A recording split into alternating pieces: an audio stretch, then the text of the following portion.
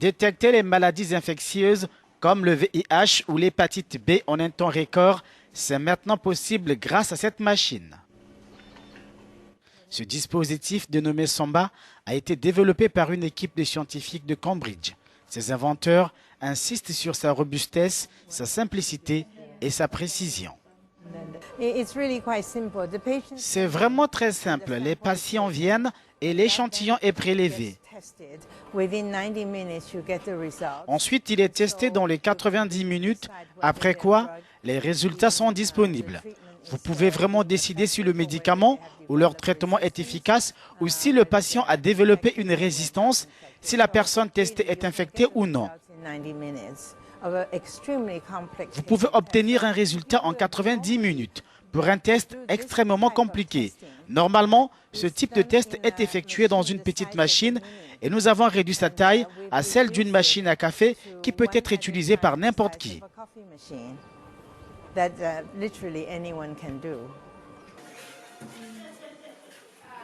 Le test peut être effectué même par des agents de santé avec une formation minimale.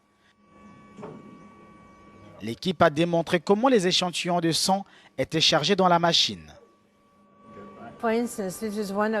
Par exemple, c'est l'une des cartouches et elle doit être si facile à utiliser que lorsque vous l'ouvrez et que vous la mettez dans la machine, il n'y a qu'une seule façon de la mettre, on ne peut pas mal la mettre. En fait, nous avons simplifié la procédure de manière à ce que toute personne capable de cuisiner puisse le faire. Le dispositif a été testé en Ouganda et au Malawi, des pays où les maladies infectieuses sont en augmentation. Mais ses créateurs disent avoir connu quelques difficultés sur le terrain. La machine Samba 1, qui est la première génération de cette machine, n'a pas marché au Malawi pendant 2 jours parce que la température dans le laboratoire a atteint 38 degrés centigrades. Donc, nous avons fini par concevoir Samba 2 pour la température. Maintenant, elle peut aller à 40 degrés centigrades. Au Malawi, selon l'UNICEF, environ 10 000 enfants meurent chaque année du virus du sida. Un nombre qui pourrait être réduit par des diagnostics précoces. Lee, un des concepteurs du dit dispositif, a remporté le prix de l'inventeur européen lors d'un vote en ligne la semaine dernière.